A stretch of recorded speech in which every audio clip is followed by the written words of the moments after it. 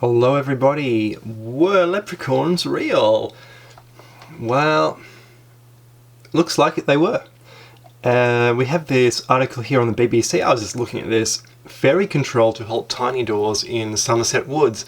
And basically people are building these fairy doors on trees and then taking the children there to leave presents and messages to fairy and all this sort of stuff. You know, it's even got curtains and stuff. And so that's quite lovely.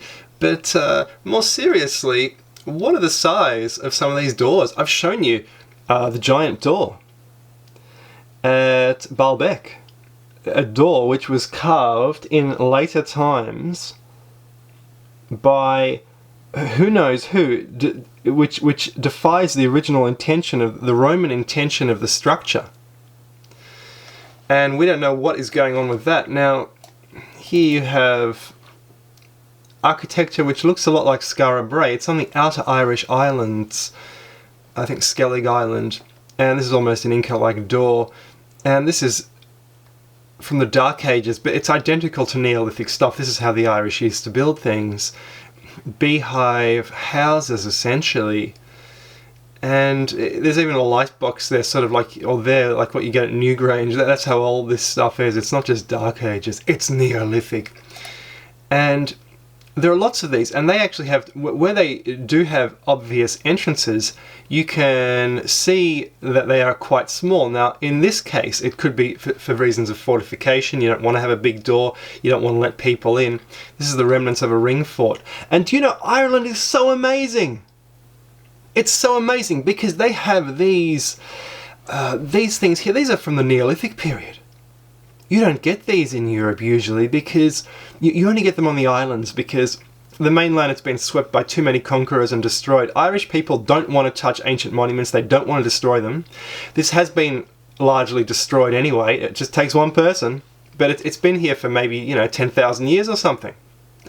It is truly ancient. And this is incredible. There was something like this in Sligo, grass fort, covered in grass, and you take one step the wrong direction, you fall down 1.5 meters. You just slide down into the jungle.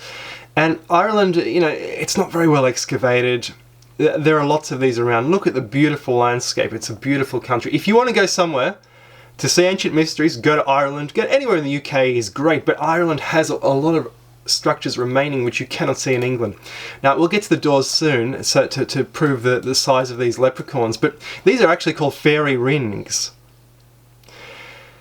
And Irish people are scared to go here. They say the fairies built these, and fairies, I'm assuming that means small people, and they think that if you go to one of these sites, if you talk to country people, the fairies will get you.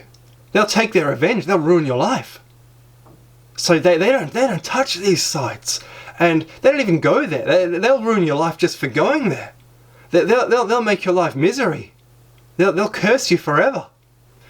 So God forbid anyone should actually touch the stones. That would be too much. What sort of structure was this? I'm not sure. It seems to have been a type of house or something.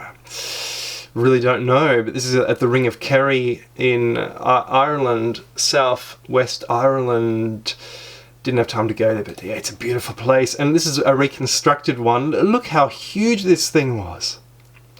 An absolutely unbelievable fortress. And Irish people love these small little staircases. You see them all over the countryside, over the walls and stuff.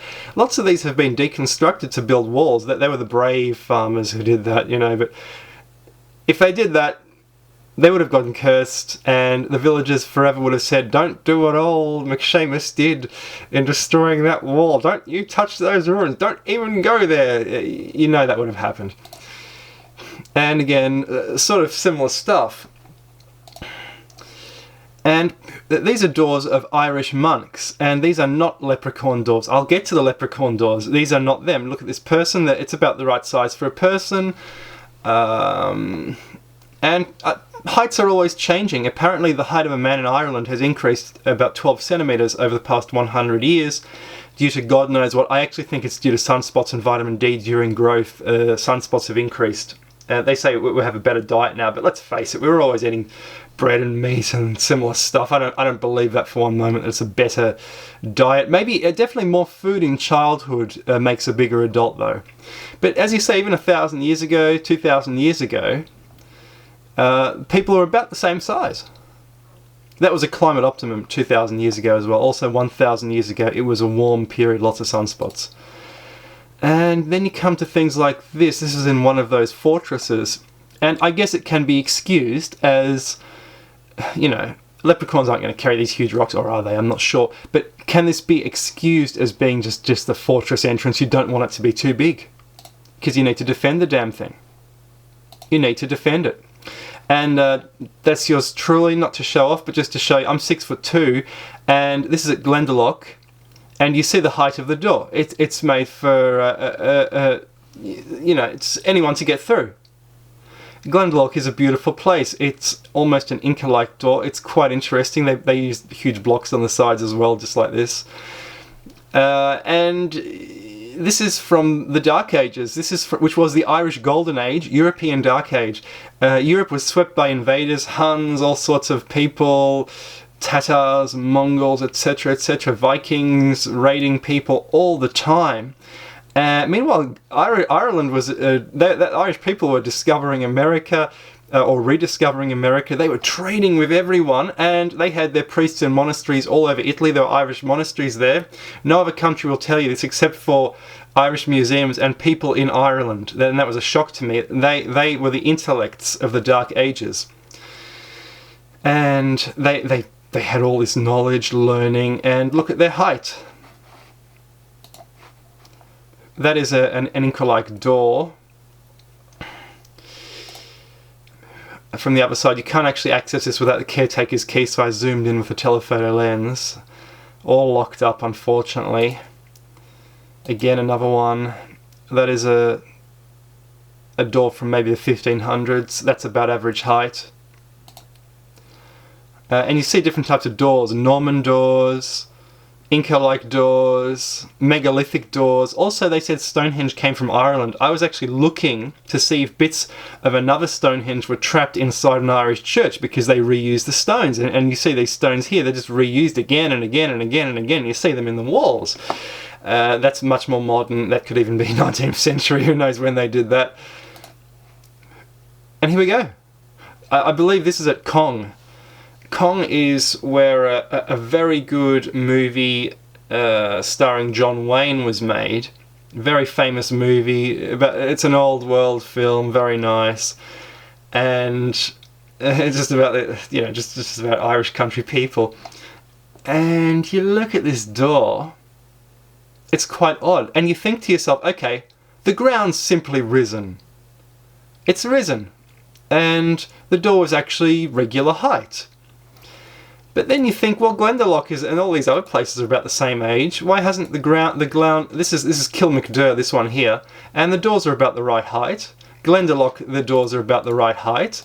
The ground hasn't risen there. This is Glendalough. What's going on? It's got the same sort of restoration of this little gravel or whatever it is. And then you think, okay, maybe, well, there's another one. Maybe this is a door to a storeroom, but it's really leading outside, so I don't know what's going on here. This is a monastery. Would the monks really want to bend over coming in the front door? And you look at the door, it's from the Dark Ages. It really is from the Dark Ages. And look, here's another one. I think that is also Cong. And you tell me what's going on. That is a bit too short, if you ask me. It looks almost like a Norman door, but it's just too short. Were the people this short in the past? What's going on? Were these leprechaun doors? And I think they basically were.